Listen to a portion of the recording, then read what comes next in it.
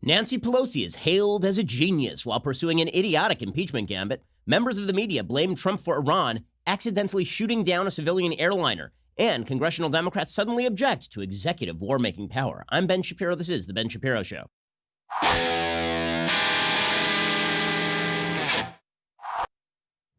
The Ben Shapiro Show is sponsored by ExpressVPN. Protect your online privacy today at expressvpn.com/Ben. Okay, so we have now reached the point where impeachment might at some point be given to the Senate. I mean, I can't say that it's actually going to happen, that, you know, the impeachment charges will be handed by Nancy Pelosi to the Senate, because she's still playing this idiotic game where she's like, maybe I'll hand it to them, but maybe I won't, but maybe I will, but maybe I won't.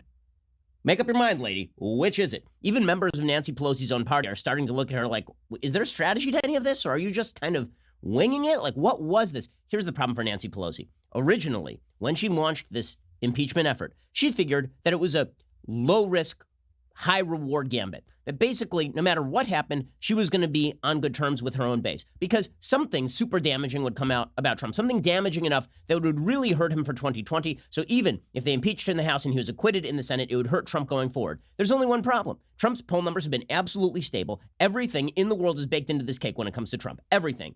Eggshells, baby poop, custard, like everything is in the cake, okay? And everybody knows that it's in the cake. So Nancy Pelosi thought, well, probably we'll dig something up. It turns out they didn't dig up anything that was supremely to the point of impeachment damning. They dug up some stuff that probably could have gotten him censured in the House, maybe even censured in the Senate, but nothing that merited impeachment. And so now Nancy Pelosi is stuck with this conundrum. If she submits these articles of impeachment to the Senate, and the Senate just dismisses them immediately, then this thing is over. And she was a giant failure because she has declared herself a very important person for having pursued this nonsense. If, however, she holds this thing back and doesn't submit it to the Senate, then I guess in her own mind, she looks stubborn. I guess in her own mind, she looks like she's trying to play brinksmanship with Mitch McConnell, but she doesn't have any leverage. The whole thing is idiotic. So here was Nancy Pelosi yesterday explaining that she was actually saving the country with this impeachment effort. She's been busy. She's been too busy to go to San Francisco 49ers games. By the way, not too busy to go to fundraisers, not too busy to mouth off about how her home city of San Francisco is being run beautifully despite feces and needles on the street. But she's saving the country as Nancy Pelosi. So here's Nancy Pelosi explaining yesterday that her gambit of not handing the impeachment charges to the Senate is somehow saving America. Are you going to the Niners game? Would be my intention to go. I went to one game in San Francisco. We watched all together the second game in Seattle. I have, unfortunately, responsibilities to save our country this weekend, so I have on my Democratic wearing that hat of political leader this weekend. So she has responsibilities to save the country this weekend. Oh, the superhero. And the same members of the media who term Ruth Bader Ginsburg the notorious RBG suggest that Nancy Pelosi is somehow saving the country with this idiotic gambit. We'll get to more of Nancy Pelosi in just 1 second. But first, let's talk about a simple fact. If you look at every single study that's ever been done, the fact is, if you look better, if you look like you are doing your hair in the morning, if you look like you're doing your makeup, if you are a lady, if you look like your teeth are straight, all of this can help you in life and in business. Looking better is a very important thing in life. I know. Sounds superficial, but it's just the reality. Well, if you understand that and your teeth have slipped out of place ever since you had braces when you were a teenager, you need to be using Candid. Why? Well, Candid delivers clear aligners directly to you and straightens your teeth for 65% less than braces. Unlike braces, Candid clear aligners are comfortable, removable, totally invisible, so you can transform your smile without anyone noticing a thing. Plus, you never have to set foot in a doctor's office or waiting room. Your treatment is prescribed remotely by a licensed orthodontist. Candid delivers everything you need directly to your door, which is a lot better than having to go to the orthodontist's office and sit in the office and wait around, have an appointment. Instead, you can do it all from your home. I did the entire early process from my house. They make it super easy. They give you a step-by-step guide. Unlike other companies, Candid only works with orthodontists. They don't just work with general dentists, which means that your treatment will be designed by an expert in tooth movement with 20 years of experience on average. So, are you ready to take the first step towards straighter teeth? For a limited time, you can get started with $75 off by using code Shapiro at candidco.com/Shapiro. That's candidco.com/Shapiro. Use code Shapiro for $75 off. candidco.com/Shapiro. Code Shapiro. candidco.com/Shapiro. Use that code Shapiro for $75 off. Okay, so Nancy Pelosi says that she will at some point send the impeachment charges over, but not right now because, right now is bad because It's just bad, guys. And when asked about her strategy, she's like, I have a strategy. It's in my head. It's the most brilliant strategy you ever heard. I'm doing the Trump voice because actually that must be what's playing there because that sounds like Trump. Here's Nancy Pelosi doing her routine. So you vote on the articles indefinitely? No, I'm not voting indefinitely. I'll send them over when I'm ready. And that will probably be soon. I just, he said, if you don't send them over, I'm going to pass the Mexico-U.S. Canada trade agreement. Okay. No, we want to see what they're willing to do.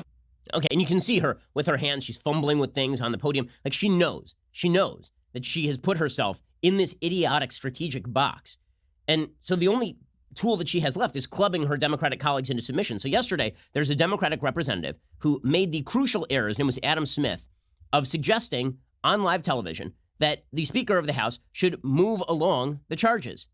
And then, within hours, he was walking that thing back because Nancy Pelosi called him up and said, you can't do that. So he wrote a tweet. He said, I misspoke this morning. I do believe we should do everything we can to force the Senate to have a fair trial. If the Speaker believes that holding on to the articles for a longer time will help force a fair trial in the Senate, then I wholeheartedly support that decision. I am concerned that Senator McConnell won't have a fair trial. I'm with the Speaker that we should do everything we can to ensure he does. Ultimately, says Representative Adam Smith, I do want the article sent to the Senate for the very simple reason that I want the impeachment process to go forward. So reiterating his original position, but bending over backwards in order to please Nancy Pelosi. I mean, all of this is a mess. It's a mess. CNN's Don Lemon even was puzzled last night saying, I'm confused. So if she hands over the charges, is she caving? If she doesn't hand over the charges, is she somehow doing something strong? Like, what is going on here? Leader McConnell, he's not giving in to Nancy Pelosi's demand. So if she sends the articles without knowing what's happening in the trial, isn't he getting exactly what he wants? For now, it sure seems like that. And I think if you were making a prediction, you would say this is going to be an impeachment trial, probably without witnesses. Yeah. Okay, so again, this puts Pelosi in a position where she has now set up a standard for herself she can't meet. Because if she doesn't submit the impeachment charges, then McConnell just moves on with his day. And if she does submit the impeachment charges, then McConnell moves on with his day. So she has no leverage whatsoever.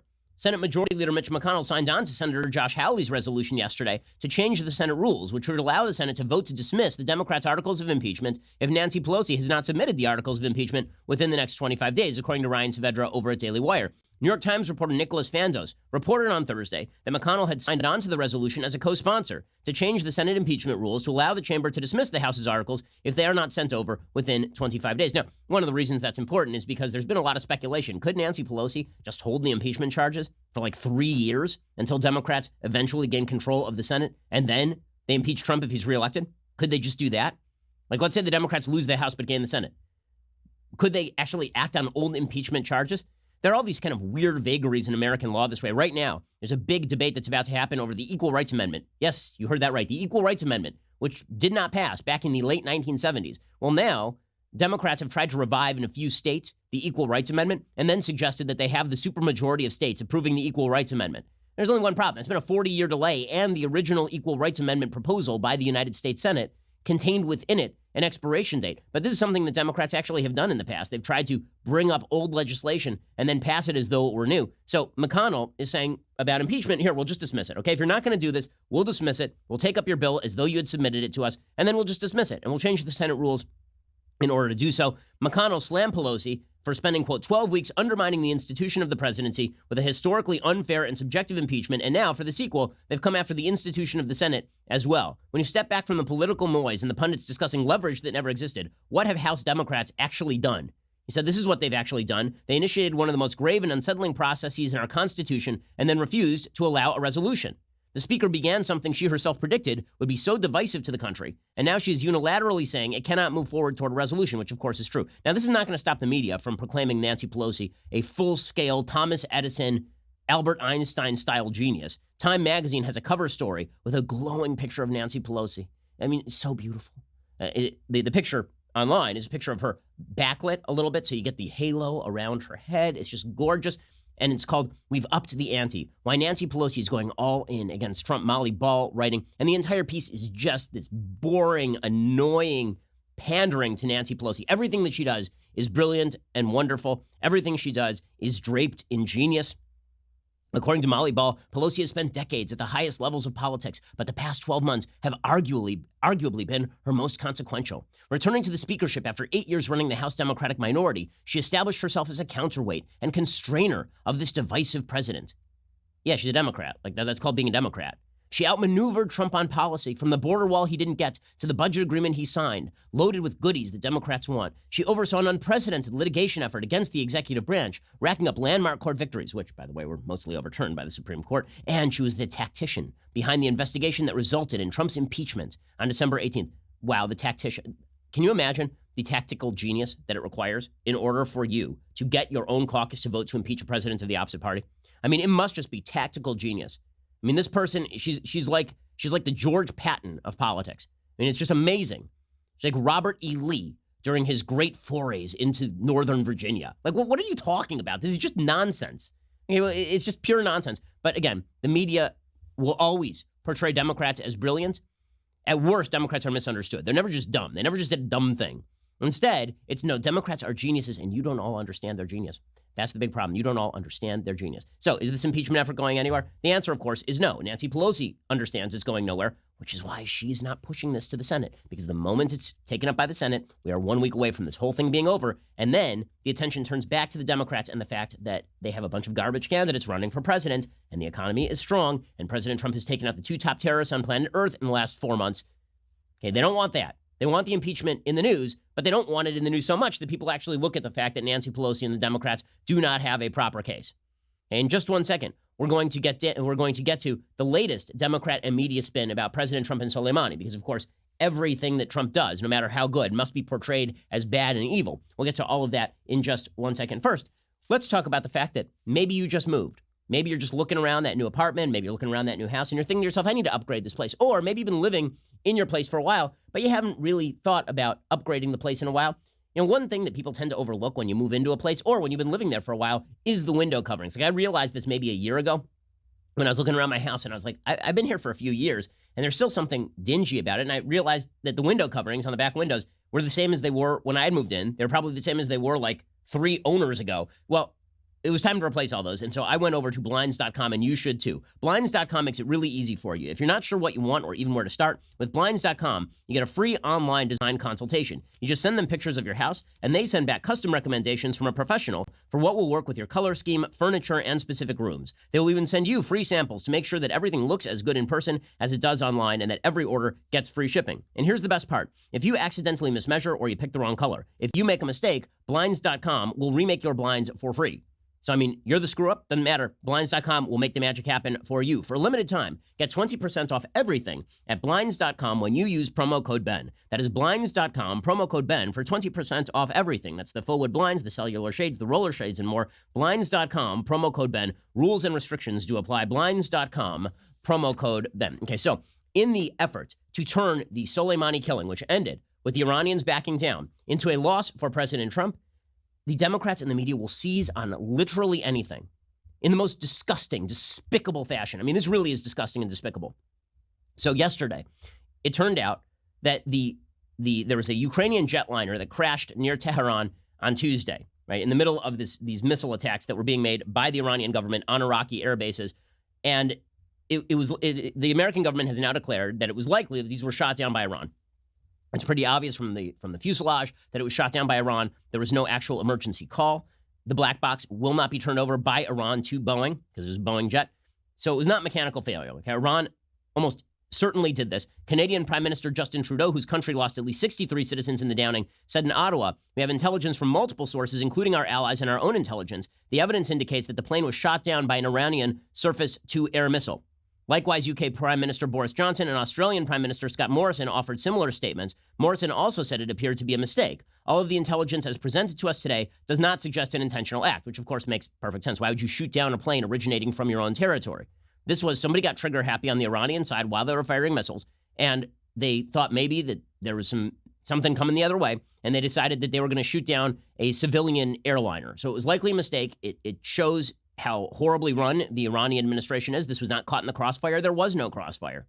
Right? This was just the Iranians sucking at their jobs and the deaths of 180 people resulting therefrom. Again, this thing took off from Tehran's airport. It was in the air for less than 2 minutes, and then it was shot down. So that's Iran's fault. Right? That's Iran being a horrible dictatorship that was in the middle of firing missiles into a foreign country and decided, or somebody got trigger happy and shot down a civilian airliner. So that was the story. The media tried to blame Trump for this. Somehow it's Trump's fault that Iran accidentally shot down a civilian airliner in its own airspace originating from its own airport. Somehow this is President Trump's fault. Doesn't matter that the United States had issued a no-fly order over Iran and Iraq hours before the Ukrainian plane was down. The FAA had stopped U.S. commercial traffic over the region, understanding that Iran was likely to do something bad. The no-fly orders were published roughly 3 hours before the accident, according to an FAA spokesperson. The no-fly order outlined flight restrictions that prohibited U.S. civil aviation operators from operating in the airspace over Iraq, Iran, and the waters of the Persian Gulf and the Gulf of Oman. Doesn't matter. The media, many in the media and the Democrats tried to blame Trump for this. So in other words, the Iranians would never have shot down an airliner accidentally over their own airspace. They didn't do it on purpose. They didn't do it in retaliation for the United States doing a thing. They accidentally shot down their own airliner because they're incompetent and because they're evil. And those two things are combined, okay? Because it was not just evil, right? They didn't purposely shoot down the airliner, but they're evil in attempting to retaliate for the killing of their terror leader led to them accidentally shooting down a civilian airliner and murdering a bunch of civilians. Members of the left are trying to blame President Trump for this. The headline at Huffington Post today is collateral damage, scores of civilians. Collateral damage? The United States didn't do anything here. The United States didn't blow up the civilian airliner. The United States wasn't even firing anything into Iran. This happened over Iranian airspace, not even over Iraqi airspace. But according to the Huffington Post, the downed plane, which is solely the fault of the Iranians, is apparently Trump's fault. The Associated Press did the same thing. The Associated Press tweeted out, "This is insane, sickening. Imagine having a family member on that plane. What began with a drone attack on a top Iranian general rippled outward until dozens of Iranian Canadians and dozens of Iranian students studying in Canada were dead." So in other words, if Trump had never hit Soleimani, then the airliner never gets downed. Alternatively, if Iran weren't a garbage terror regime that was intent on spreading terror across the region, none of this would have been a problem. Because guess where civilian airliners aren't getting downed by members of their own government? Any Western country. Okay, that's not a thing. And in times when the United States has accidentally downed an airliner, like back in the 1980s, there was actual crossfire. There's actual crossfire happening. This is much more reminiscent of the Russian government. The Russian government purposely shot down a Malaysian airliner, probably. This one was accidental because it doesn't benefit Iran in any way. They obviously didn't want to do it. It wasn't like Iran was like, you know what? We got to do something to hurt those Americans. We're shooting down our own airliner. That's what we're doing today. That's not what happened. But the attempt to blame Trump for this is full-scale crazy towns. I mean, it's nuts. Pete Buttigieg being Pete Buttigieg. He's just, every so often he sort of masquerades as a moderate, but that ain't who Pete Buttigieg is on the inside. Pete Buttigieg tweeted out, "Innocent civilians are now dead because they were caught in the middle of an unnecessary and unwanted military tit-for-tat." Caught in the middle? The United States didn't fire any ordnance into Iran. We took out a terrorist bad guy in Iraq. Iran shoots down an airliner of its own airspace originating from Iranian airports, and that's the United States' fault? I mean, that is legitimately like saying that somebody comes and robs your house, you call the police arrive at that other person's house, and when the police arrive, the person inside the house in an attempt to shoot the police shoots their own wife. Is that your fault? Or is that the fault of the person who shot their wife accidentally? Like, this is ridiculous. And then Buttigieg says, "My thoughts are with the families and loved ones of all 176 souls lost aboard this flight." Well, if your thoughts are with them, then maybe you should think about the fact that the regime that shot them down is the regime that is to blame for all of this. It wasn't just Buttigieg either. This has become the talking point on the left because Trump won a victory against Iran, because Iran backed down, because their terror leader is dead. They have to find something they can pin on Trump. They were trying to pin World War III on Trump. That was never going to materialize because the Iranians, more than anybody else, the Ayatollahs did not want to go to full-scale war with President Trump. He had just vaporized their terror leader. The Ayatollahs did not want to end up in the same number of pieces that Soleimani ended up. So Trump gets the win. They won't give him the win. Instead, Iran doing a bad thing to people originating from its own country, in its own airspace, now that's Trump's fault. So I suppose that if Iran starts shooting dissenters in the streets, that's also Trump's fault. Because Trump is opposing Iran too strongly. Like, what is even the logic here? How is this logic even followable? It doesn't matter. People have to find something to blame Trump for here and turn a win into a loss. There's another report from the Wall Street Journal today doing the same thing. There's a report from the Wall Street Journal. By the way, people should note, the Wall Street Journal editorial page is conservative. The Wall Street Journal news page is actually more liberal than the New York Times. There have been studies that have shown this. Okay, so the Wall Street Journal the Wall Street Journal reports today that Trump was saying to people that he hit Soleimani in order to get wavering senators on his side for impeachment. What wavering senators? There's literally no evidence that a single Republican senator was ready to vote for impeachment. So this is just pure fantasy. It's just pure nonsense. It doesn't matter. Everything Trump does has to be turned into an L. It doesn't matter if it's a big W. It has to be turned into an L by the media and by the Democrats. And so they'll come up with this strained logic. Or Iran shoots down an air. Again, it was an Iranian originating flight in Iranian airspace 2 minutes after takeoff, and it was accidental. The Iranians didn't want to do this. Ben Rhodes, that piece of dreck. Ben Rhodes tweets out, "Whenever there's a war, there are unintended consequences."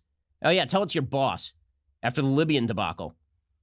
It's just, I'm sorry, this is all ridiculous. It's ridiculous and it's purely politically driven. Okay, we'll get to more of this in just 1 second. First, let's talk about what you do if you have, an employee who really is on that borderline. Let's say that there is an employee at your company. Let's just call her Nika, for example. And let's say she's really just a delight. She's really delightful, but she does the makeup on your show. And every so often, while you are in the middle of reading your phone just before the show, checking the news, doing what's really important, she sort of sprays you in the face with makeup, just randomly, just boom, right in the grill. And let's say you think, I don't really want that today. Instead, I need to go to ZipRecruiter, because ZipRecruiter is where you're going to get the best possible candidates. ZipRecruiter sends your job to over 100 of the web's leading job boards, but they don't stop there. With their powerful matching technology, ZipRecruiter scans thousands of resumes to find people with the right experience and then invites them to apply to your job. As applications come in, ZipRecruiter analyzes each one and spotlights the top candidates, so you're never going to miss a great match. ZipRecruiter is so effective that 4 out of 5 employers who post on ZipRecruiter get a quality candidate through the site within the very first day. It's really important to get hiring right so that you don't have someone like, let's say, Nika, who just sort of mixes up your wardrobe with the wardrobe of the other hosts, and suddenly you're trying on shirts that are too small for you. Really, right now, my listeners can try ZipRecruiter for free at this exclusive web address, ZipRecruiter.com/dailywire. That is ZipRecruiter.com/DAILYWIRE, ZipRecruiter.com/dailywire. ZipRecruiter is indeed the smartest way to hire. Upgrade your business. Get the best people. ZipRecruiter.com/dailywire. So as I say, the attempt to turn this win for Trump into a loss is pretty astonishing. I had on Secretary of State Mike Pompeo on the radio show. This is why you should subscribe over at dailywire.com.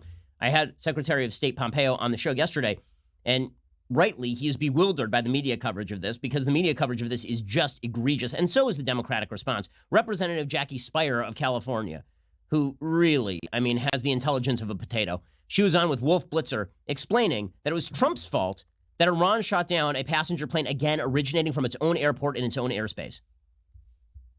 If what is being projected is true, this is yet another example of collateral damage from the actions that have been taken in a provocative way by the President of the United States. Okay, so it's the United States is, normally when you say collateral damage, what you mean is that the United States did an airstrike on a terror target, and there were civilians nearby, and those civilians were hurt or killed. That's what collateral damage is. It's where we do something that ends with civilian casualties, but we were actually not aiming at those people. We were aiming at the bad guys. What relationship does that have to Iran shooting down a civilian airliner in its own airspace? What relationship? No crossfire, by the way. Again, no confusion here. The United States did not launch a single piece of ordnance that night, not one. And yet the media are covering this as though this is Trump's fault, because they got to find something to blame Trump for, even if it's just the Iranian government being a garbage terror regime. Sarah Rao, who once ran for Congress as a Democrat, she's the author of some books that nobody cares about, she tweeted out every single one of the 176 passengers on the Ukrainian plane that went down was murdered by Donald Trump. Murdered by Donald Trump. Weird, because it seems like the piece of anti-aircraft ordnance that went through the plane had Iranian markings on it, happened on Iranian territory, in Iranian airspace, and there was nothing coming from the United States at all. She says, we have to start calling a thing and stop pretending that this man and America are not the biggest terrorists in the world. America is the biggest terrorist in the world? America. Okay, you want a one-way ticket to Iran? I wouldn't take it, because it doesn't seem like they treat their airliners all that well, but there is a cadre of Americans who really, really blame America first for nearly everything, and it's disgusting. It's disgusting. Okay, Barack Obama's policy was truly awful. It was truly awful, and it lacked. And you could point to his policy as the rationale for strengthening bad guys around the world. But when a terrorist commits a terror act, that's not Barack Obama's specific fault. When the Orlando Pulse nightclub shooting happened under Obama's administration, that was not Obama's fault. That was the fault of the terrorists. And that's especially not Obama's fault if you were fighting ISIS harder. The claim that Trump was too harsh on Iran, so Iran shot down accidentally its own airliner, so this is Trump's fault, is just patently insane. It's patently insane. But again, the Democrats will do anything in order to blame Trump for what is obviously a win and suggest that everything was hunky-dory until this very moment, and then everything that goes wrong from the point at which Trump does a thing, that's all on Trump. It's amazing. The Democrats tend to read current events the same way they read history. So Democrats, members of the media, what they do when they look at American history, for example, is they point to all of the bad things that have happened in American history. And yes, there are plenty of them. The mistreatment of Native Americans, the centuries-long issue of slavery, the century of Jim Crow. They point to all the bad things in American history, and then they say, because America is uniquely bad. And they never, ever take a broader view and say, okay, well, it's true. America did all of these terrible, horrible, no good, very bad things. But most of human history is replete with all of these terrible, horrible, very good, very bad, no good things all over the globe. The question is, why did America do things right? Not why did America do things wrong? Why did America do things right? So it's always thrown into, for Democrats, for the media, it's always that everything can be blamed on America because they hone in on everything America does wrong. They never, ever contrast what America does right with the rest of the world. So it becomes America's fault whenever anything goes wrong. That's a very convenient way of looking at the world if you wish to suggest that America needs to withdraw, that America's power in the world needs to be minimized, that America's history is egregious and bad all the way through. That myopic view is ugly and wrong and stupid, but it is pursued by a huge number of people these days, including former Secretary of State John Kerry, who has to insist that the world began spinning when Donald Trump became president. Until Trump became president, everything was sort of Rousseauian paradise. It was an Edenic place, the world. And then Donald Trump came along, and then things started to go bad. Now, this happens to be a complete lie, but that's what John Kerry is best at. The worst Secretary of State in American history, John Kerry, also an awful senator, also a liar about his fellow troops in Vietnam. John Kerry, he has a piece in the New York Times today called "Diplomacy Was Working Until Trump Abandoned It." Really, was it? Was it working? Because I seem to remember a vast outbreak of Iranian terrorism all across the region, plus additional development of ballistic missile technology under the Iran nuclear deal that you promoted and lied to the American people about. But John Kerry says, President Trump says that on his watch, Iran will never be allowed to have a nuclear weapon. But if he had wanted to keep that promise, he should have left the 2015 Iran nuclear agreement in place. Instead, he pulled the United States out of the deal. That deal, at best, had Iran voluntarily agreeing not to develop further its nuclear program until like 2023, 2025, somewhere in that period. That was it. That's all the deal did. And then they could turn the spigots right back on, form those nuclear weapons, and they could be part of the world economy while doing it and have expanded their terrorist regional power. The Iran nuclear deal was not even a Band-Aid. It was a misdirection from the key problem, which is that the Iranian regime is cancerous. But according to John Kerry, it's all about Trump.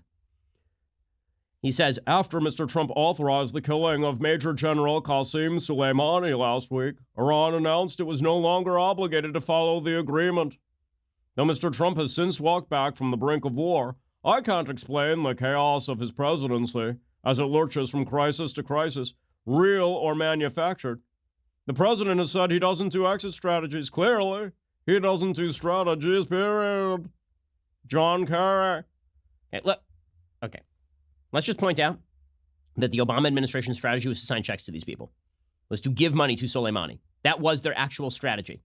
But according to John Kerry, everything bad that has happened is the fault of Trump. And this is amazing. Here's John Kerry.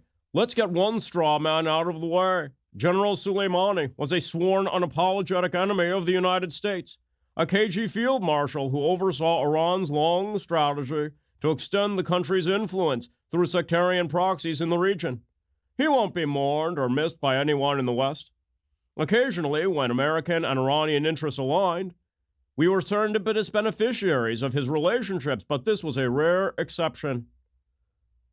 This underscores the tragic irony of Mr. Trump's decision to abrogate the nuclear agreement. It played into General Soleimani's hardline strategy by weakening voices for diplomacy within the Tehran regime. So he's just going to keep going with this lie. This was the lie promoted by the Obama administration, that there were hardliners and moderates, and Obama had empowered the moderates. Really? I'm going to need you to show me the moderates. Point to them. Is it Hassan Rouhani?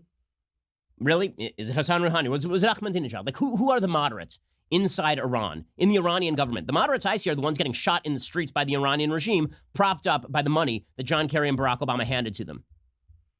It's all just a disastrous attempt to backfill Obama's crap foreign policy. That's all this is. Okay, meanwhile, the House voted on a resolution to curtail Trump's war powers yesterday. It's a non-binding measure, so it means absolutely nothing.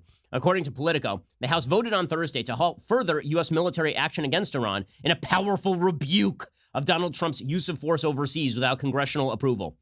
Really, was it a powerful rebuke, or was it a bunch of Democrats with virtually no Republican support saying that they don't like Trump? Is that what that is? Because I'm missing the powerful, and I'm missing the rebuke, and also I'm missing how this means anything. The answer is, of course, it doesn't. Democrats are just mad that Trump got a W here, and so, of course, they're trying to turn it into an L with the help of the media. We'll get to more of this in just 1 second, because the behavior of the Democrats on this score has been utterly ridiculous. Utterly ridiculous. We'll get to more of it in a second. First, it is that glorious time of the week when I give a shout out to a Daily Wire subscriber. Next week, it could be you. Today, it's Lissa Albert on Twitter, who knows good news when she sees it. In this picture, Lissa is holding the glorious, incomparable Leftist Tears tumbler into frame next to her adorable puppy. Look at that doggy. It's a good doggy. In response to a tweet of the Ayatollah weeping at terrorist General Soleimani's funeral, Lissa writes, "This calls for my Leftist Tears tumbler."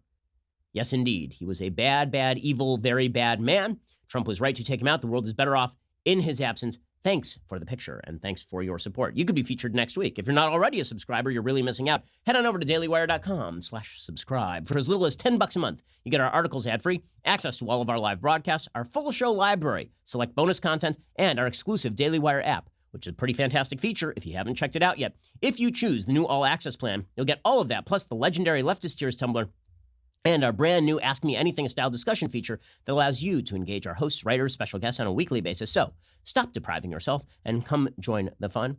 You are listening to the largest, fastest growing conservative podcast in the nation.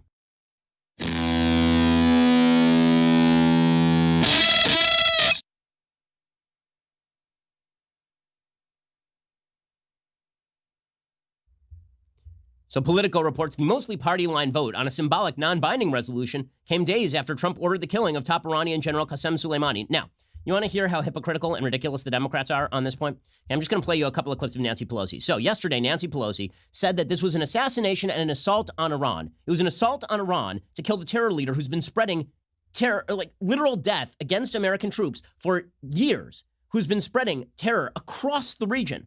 His killing was an assassination, which means it was in violation of American law. The word assassination has actual legal ramifications because there are executive orders in place to prevent assassination of foreign officials. And she says it was an assault on Iran. So Trump is the bad guy. Here's Nancy Pelosi saying we have to curtail Trump's war powers because Trump is the bad guy, despite the fact that Iran has been consistently pursuing terrorism across the region from administration to administration without cease. The United States had a high level, maybe the second most important person in the country, assassinated wherever the United States might consider that an assault on our country, right? And the Iranians might as well, even though this took place at the Iraqi airport. And so it's foggy. There are those who think, well, it was in Iraq, so it counts. But it was an assault on Iran, so it shouldn't count. She's literally defending the Iranian regime now. From their perspective, it was very bad. I mean, she is defending the Iranian regime. That's not defending Soleimani as a human, but she's defending the Iranian regime. She's saying that America was the aggressor in killing an Iranian terrorist on Iraqi territory. It's unbelievable. And on that basis, she says we need a war powers resolution to restrain power. Now, as I said yesterday, if you're Senator Mike Lee and it is your shtick, and it is, that the Constitution grants war-making power to Congress, and you have, across administrations, wanted that power brought back to Congress, I get it. Mike Lee is consistent. I may disagree with his application of the rules, but he's a consistent person. Nancy Pelosi and the Democrats are just full of crap. Here's Nancy Pelosi, flashback, like a couple of years, saying that Barack Obama not only did not need authorization to kill terrorists, he did not need congressional authorization to enter a full-scale air war in Libya. Okay, forget about killing a terrorist, which is fully legal. Barack Obama did not need congressional authorization to conduct a full-scale war in Libya. This is Nancy Pelosi like 5 minutes ago. They are so full of bleep, it's unreal. So, Madam Speaker, or Madam Leader, you're saying that the president did not need authorization initially and still does not need any authorization from Congress on Libya? Yes. Yes. Just straight up yes. No authorization. This, by the way, was weeks after the invasion of Libya. So are we supposed to take this complaint by Nancy Pelosi seriously? Super seriously? She cares about the constitutional limits and the prerogatives of Congress. Sure she does. And this is the Democratic message. The Democratic message is they are doing PR for the Iranian regime, which of course is not a surprise because the Obama administration routinely did PR for the Iranian regime. That in fact was part of the bargain. The Iran nuclear deal was predicated on the Obama administration lying to the American people that now all problems with Iran were solved, up to and including when they put American sailors on their knees, forced them to hold their hands behind their head as they took an American ship hostage. Okay, the fact is that Iranian terrorism around the region never ceased. And I'm sick to death of this notion that everything began when Trump became president or when Trump did X, Y, or Z. Read a damned book, you idiots. Then you have, they're really doing, it's amazing. They're doing they should be paid. Honestly, if you're going to do this, at least take the money. Elizabeth Warren, yesterday, who had to be bullied into admitting that Soleimani was a terrorist by Meghan McCain because nobody in the media will ask her a straight question because she's Elizabeth Warren. She's got a plan for that, and she's the worst answer in human history. She was doing an interview with that unbelievable journalistic outlet, Cosmopolitan Magazine. So Cosmopolitan Magazine's cover was like, Elizabeth Warren speaks about Iran and also 9 new sex positions that'll blow his mind. Here was Elizabeth Warren last night explaining that Soleimani was a bad guy, but he was a high-ranking Iranian official, and therefore we probably shouldn't have done this. It's not that he was a bad guy, it's that he was a terrorist. This is a legal standard. He'd been labeled a terrorist by the American government. He was in a car with another terrorist. But she won't say that, right? Unless Meghan McCain is there basically browbeating her. Here's Elizabeth Warren getting away with her. Yeah, he was a mean, like how bad was he, Nancy? I mean, Elizabeth, how bad was he? Was he like bad as in like The Bachelor? Like a mean guy on The Bachelor? Or was he bad as in like murdering hundreds of American troops? Here's Elizabeth Warren downplaying how bad Soleimani was in order to claim that he was just sort of a normal, bad, antagonistic official. No, Vladimir Putin is a bad guy who's a foreign official. This guy was pursuing terror building across the entire region. The principal job of the President of the United States is to keep America safe. And ordering the killing of Soleimani, who was a bad guy, but a high-ranking Iranian government official, has not made America safer. He was a bad guy, I get it, but he was a high-ranking government official who was the leader of their terrorist operation. Now, there are still a few sane Democrats out there. Democrat Max Rose from New York, for example. And he says, listen, I don't think that we need to limit presidential war powers here just because the president of the United States killed a terrorist. Like, that's absurd. When it comes to congressional power, much of this power is found in appropriations. Right. If Congress disagrees with a protracted and extensive war, and that's not what we see today with Iran, well, it has the power of the purse. And that's where Congress should exert itself. We should not be passaging resolutions like we just did today, which sends the message to the American people that we're on the brink of war. I don't believe that we are. Qasem Soleimani was a terrorist who should have been killed, and no one should mourn his loss. Good for Max Rose. How about that guy in the Democratic primaries? How about Max Rose in that? How about like a reasonable human being in the Democratic primaries? No, we can't do that. Even Jay Johnson, the Homeland Security Secretary on Barack Obama, who used to do a drone war killing terrorists routinely. Jay Johnson was like, yeah, of course it's legal for Trump to kill Soleimani. What is this nonsense where it's illegal, or it's an assassination, or it's an act of war for Trump to kill a terrorist? Under existing Office of Legal Counsel opinions on the president's constitutional authority to engage the armed forces without a congressional authorization, if you read those opinions, he had ample constitutional authority to take out General Soleimani. If you regard that as an isolated strike, what these OLC opinions say is that the president can take lethal force so long as it's short of war, if it's in the important national interest, and this operation was. Okay, so even Jay Johnson, who's an Obama guy, is like, yeah, pretty fine.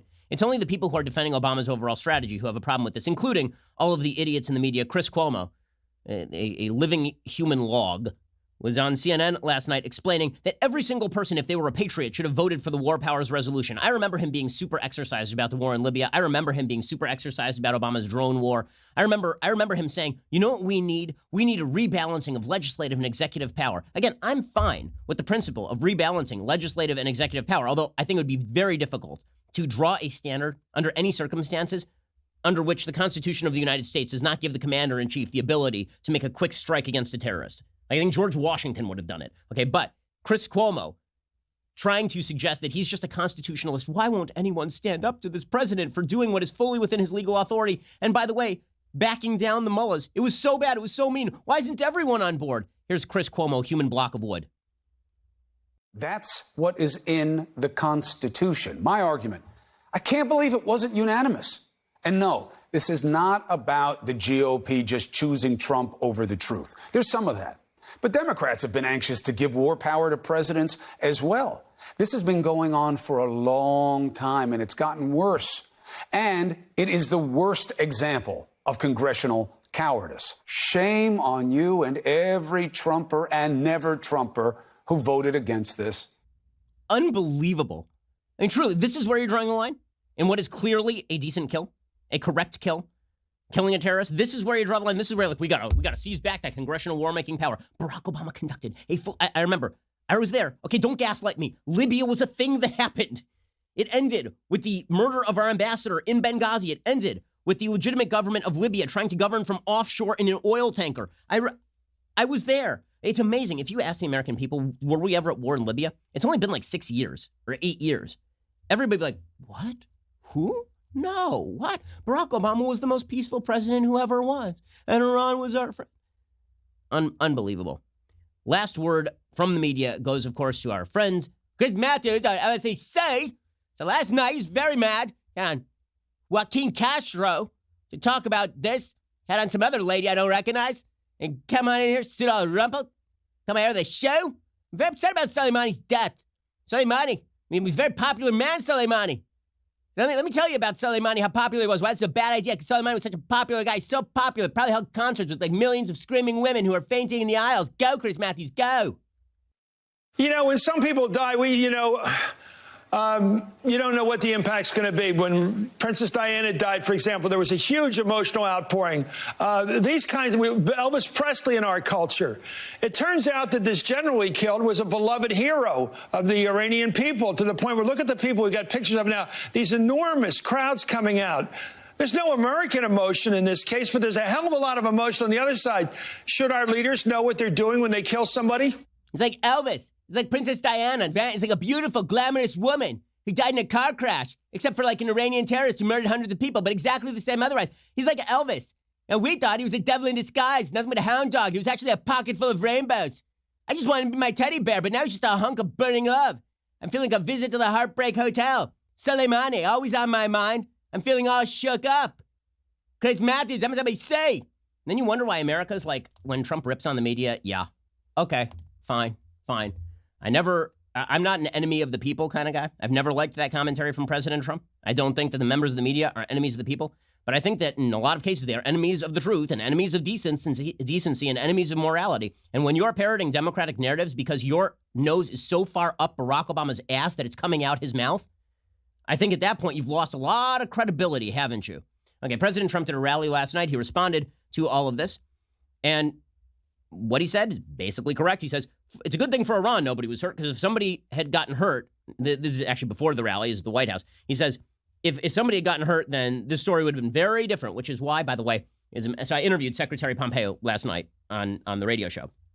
And Secretary Pompeo, I asked him directly whether the Iranian government had issued pre-warnings to the Iraqi government to get everybody out of the way. And he said, he kind of hesitated, and then he said, well, I'll go with what the defense secretary has said, which is that they were aiming to kill people. Okay, well, with all due respect to members of the administration, they're saying what they have to say, because if you wish to ratchet down tensions with the Iranians, you let them save face by saying, yeah, they aimed at us, but they just missed. They were just really bad at it. But there have been multiple reports. These are reports that I tend to believe that the Iranians called up the Iraqis. They said, we're going to fire a few missiles into your territory. You're going to let it go, and then we'll all go home happy. Here's Donald Trump saying, fortunately for them, nobody was hurt, because if somebody had been hurt, then they would be in a world of hurt. If you look at what happened with Ukraine, that's a hoax. Well, this is a hoax, too. Iran went in, and they hit us with missiles. Shouldn't have done that, but they hit us. Fortunately for them, nobody was hurt, nobody was killed, nothing happened. They landed, very little damage even to the base. They landed. Okay, and this is correct. This is correct. Okay. So President Trump then did a rally last night at which he got a little more fired up. And he said, you know, all you whiners in the media, and it was amazing. So there's a congressperson, well, Senator Chris Murphy from Connecticut, and he was tweeting out the day that the U.S. Embassy was burning in Baghdad that this was just proof that Trump was weak. Okay, then Trump kills Soleimani, and Chris Murphy turns around, he's like, I can't believe that he would be so mean and so terrible. Trump was like, okay, you guys let Benghazi happen. Not only did you let Benghazi happen, you then lied about it to the American people for months on end. And then members of the media would mock anybody who had questions about the lying by the Obama administration and whether they had taken proper precautions in the first place. Don't you remember all of those Twitter memes where people would use the letters Benghazi and they would tweet them vertically with silly words in the middle because it was all a myth? Why would we possibly be worried about Benghazi? And then the minute that the embassy was burning in Baghdad, it was like, oh, this is Trump's Benghazi. Here was Trump saying, nah, it wasn't my Benghazi because the difference is I'm not a pansy. He ordered the violent assault on the American embassy in Baghdad, and you saw this was the anti-Benghazi. We got there very quickly. We got there very quickly. This is the exact opposite. We did it exactly the opposite of Benghazi, where they got there so late. All they saw when they got there days later were burning embers from days before. Okay, President Trump is correct about this. And then President Trump goes after Bernie Sanders and Nancy Pelosi, both of whom have been suggesting that Trump is the aggressor in the region. And he's like, you know, you guys are whining an awful lot for, you could just say thank you for me taking out Soleimani and us not going to war. You could just do that. But here's a guy who slaughtered and butchered civilians all over, and military, whoever was in his way. And we have Bernie and Nancy Pelosi, we have them all. They're all trying to say, how dare you take him out that way? You should get permission from Congress.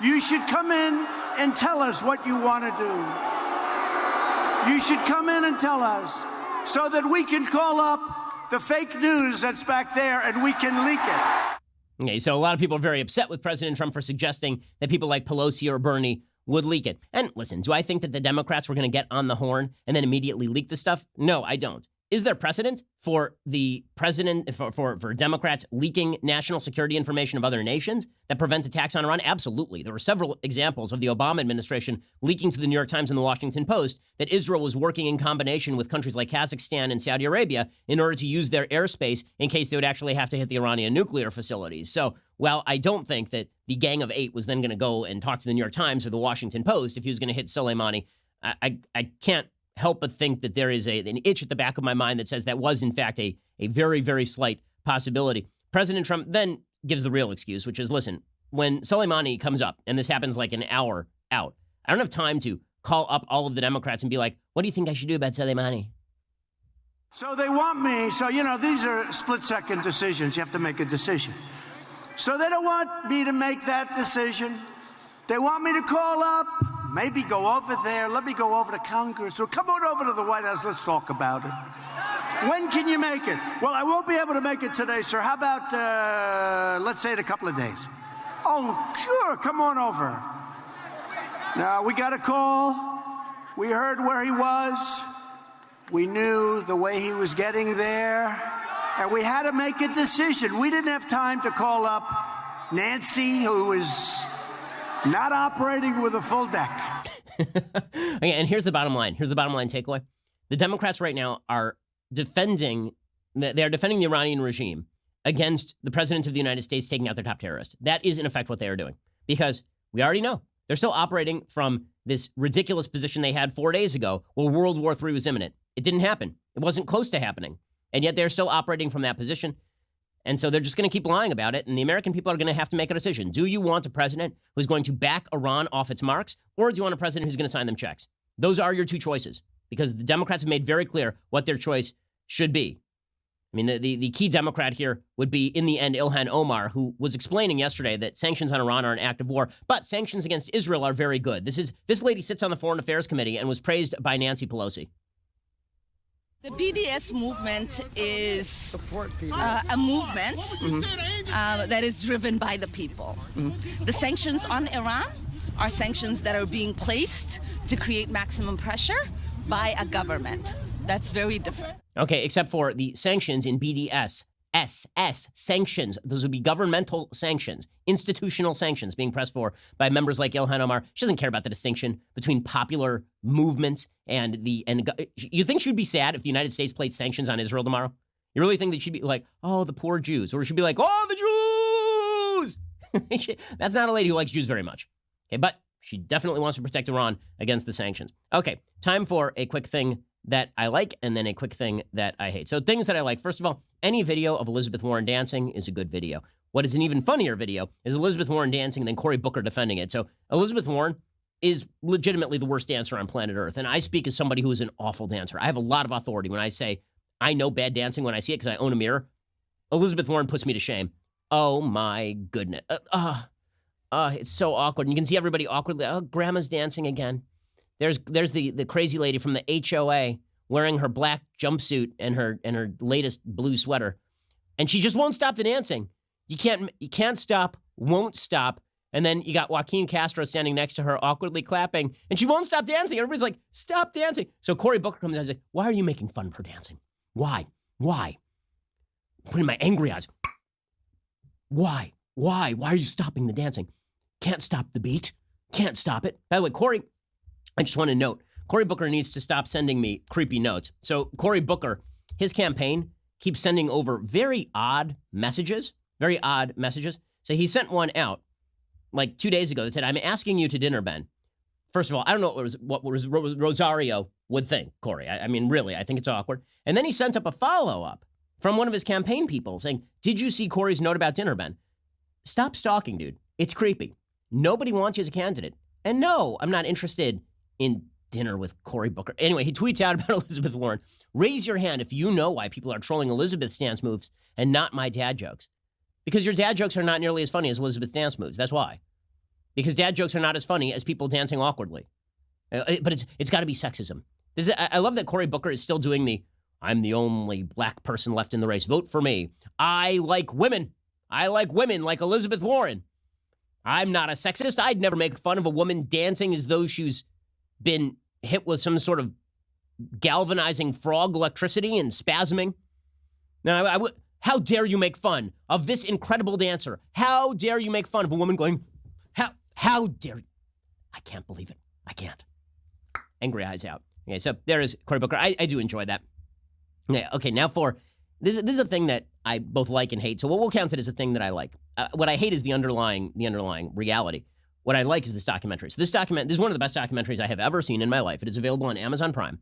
It is called One Child Nation, and it is a deep look inside China's evil policy from the 1970s to 2015 that mandated that Chinese couples only have one baby. This resulted in something like 350 million forced abortions inside the country of China. It resulted in families abandoning their female children to death, Spartan fashion, like literally taking, if they would have a baby, the baby would be fully born, just full-scale infanticide, taking the babies, throwing them in garbage pits, taking the babies, taking them to the market, leaving them there, and then letting them die. The person who created this documentary had direct relatives. She had an aunt on one side and an uncle on the other side. Her uncle actually abandoned a female child at the market. The child died 2 days later of exposure and lack of nutrition because not a single person in the village would take the female child because of the one-child policy in China. And what's amazing about the documentary and what remains true is that by polling data, if it were to be taken, these policies remain pretty popular in China. Why? Because it turns out that human beings are incredibly malleable when it comes to their morality. And when people are informed through propaganda for decades on end that infanticide is just a necessary part of heightening the collective, people will go along even with that. It's why you see similar polls in Russia talking about the popularity of Stalin, who's only responsible for the deaths of 20 million minimum members of the USSR population. So the documentary is disturbing. Also, if you are a pro-choice person, if you are a pro-abortion person, this is the only documentary I've ever seen where people will actually show what fetuses look like. Because according to the leftist Western way of morality, abortion is only bad if it's forced. But if it's voluntary, it's okay. At no point does the left actually come face to face with what it is that they are aborting. In this documentary, there are actual videos of babies, fetuses that were recovered from dump sites. There's an artist in China who recovered these babies, these living human beings who were murdered, and preserved them in formaldehyde so that he could show people what these babies look like. And these are not embryos, right? These are not zygotes. These are fully formed 7-month-old, 8-month-old, 9-month-old babies. China used to post messages on the wall in China up to like 4 years ago. They'd post messages on the wall saying better to abort, better to never get pregnant than to have a second child. Okay, the evil of collectivism cannot be overstated. It is a full-scale evil. And when people pretend that the Chinese regime is somehow a lot more benign than the USSR, absolutely untrue, remains untrue to this day. Here's the trailer from the documentary. It's disturbing, it's heartbreaking, and it's a reminder that you are so lucky to live in the West, and most of all, your children are so lucky to live in the West, and you have the same duty to protect life in a free country that you would in a non-free country. I was born in China in 1985, a time when China's population crisis was making headlines around the world. In an effort to protect its people from starvation, China has enacted a policy limiting families to just one child. Second child, you violate the law.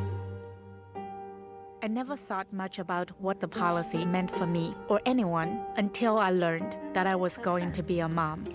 None of my family questioned the policy or how it was implemented. This documentary has effectively been banned in China. They're not covering the fact that it was shortlisted for the Oscar. There's no question it should win the best Oscar for documentaries. I would be surprised if it does, simply because it is incredibly pro-life. And it has to be pro-life because the Chinese government was anti-life and remains anti-life. The evils of collectivism, the evils that human beings will allow in the name of collectivism, truly, truly disturbing.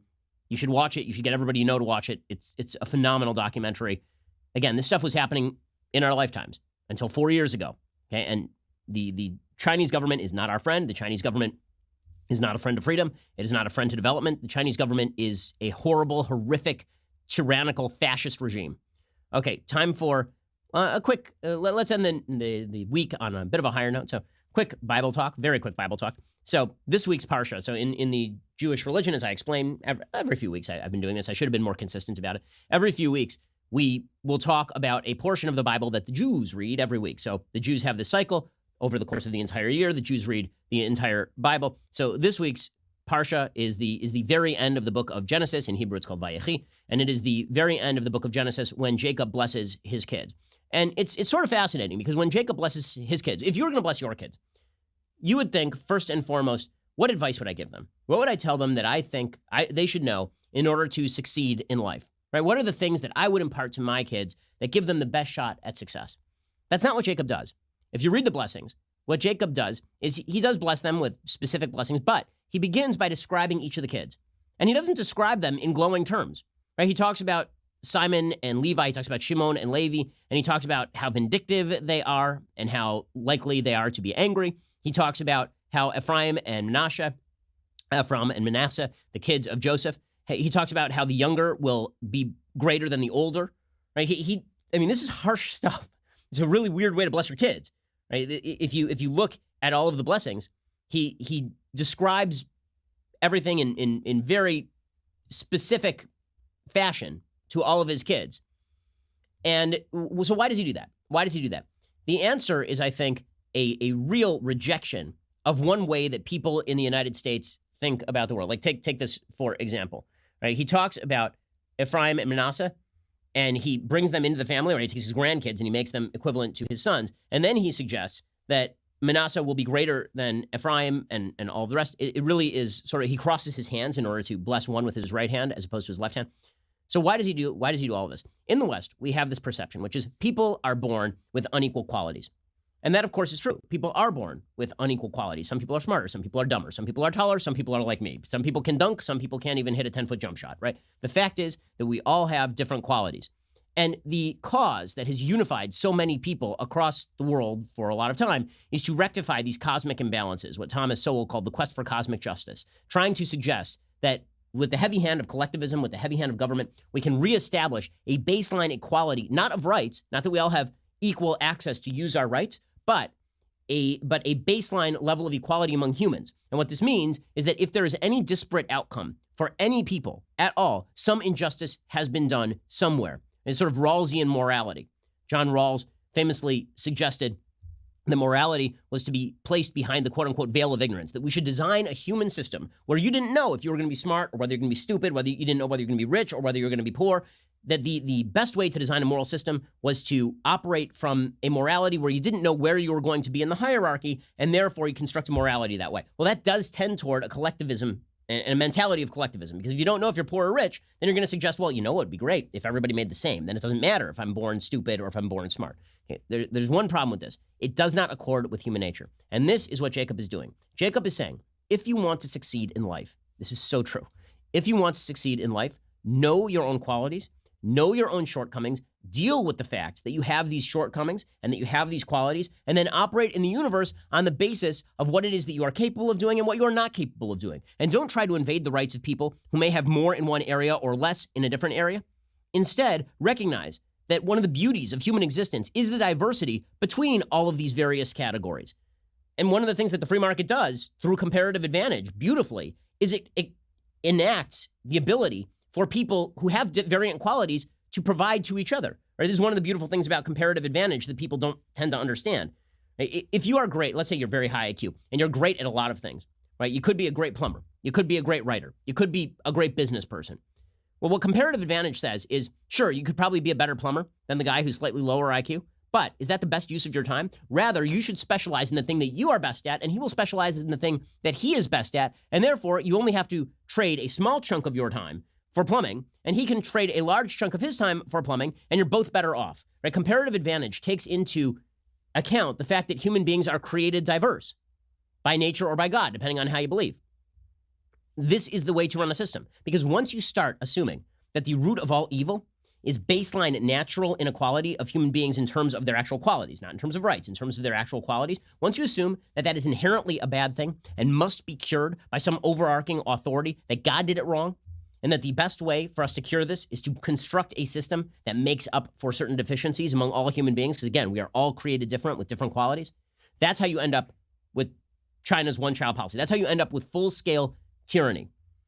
And the way that you end up with diversity is by acknowledging that people are different. And yes, that means that some people will be more successful than others. And yes, that means that some people are going to have an easier time in life than others. But what it also means is that if you are one of the people who is born without, people will appreciate you for what it is that you are capable of doing rather than seeing you as a leech on their own efforts. It is the equality of rights that guarantees that we treat each other equally as human beings in society. Because if I feel like the government is just taking away my stuff to give it to you because they're trying to correct for something that I can't control and you can't control, then the society basically is divided between the people who are living off people and the people who are providing to those people. Right? The basic Marxist notion, from each according to his ability to each according to his need, is unworkable in terms of having a friendly, decent society. It is just not workable without an enormous amount of coercion. Because what you're essentially saying is that there's a group of people who are leeching off another group of people. But if you recognize that in the diversity of humankind, you know, barring the people who we must take care of, people who are, of course, cannot take care of themselves, people who are ill, people who have mental illness or serious deficiencies such that they cannot contribute in an economy. If you actually want to construct a society where we all have respect for one another, we have to respect each other for our strengths and, yes, for our shortcomings. We have to understand that we don't have an unlimited amount of time on this planet. And that's what Jacob is saying. He's saying, listen, you guys want to be successful, you tribes, you're all brothers, right? You love each other. But I'm not going to pretend that all of you are equal in all of your capacities, because you're not. Instead, I'm going to describe to you what you are. And if you want to be successful in life, you need to take a hard look at who you are as a human being, and then you need to try and correct for your own flaws, and then you need to try and maximize your own possibilities, and you need to respect your brothers for doing the same. That's the way to bless somebody. Jacob does it right at the end of the book of Genesis. We should all take that lesson forward into politics and into our personal lives as well. Okay, we'll be back here later today with 2 additional hours of content. Otherwise, we'll see you here on Monday for more news and commentary. I'm Ben Shapiro. This is The Ben Shapiro Show.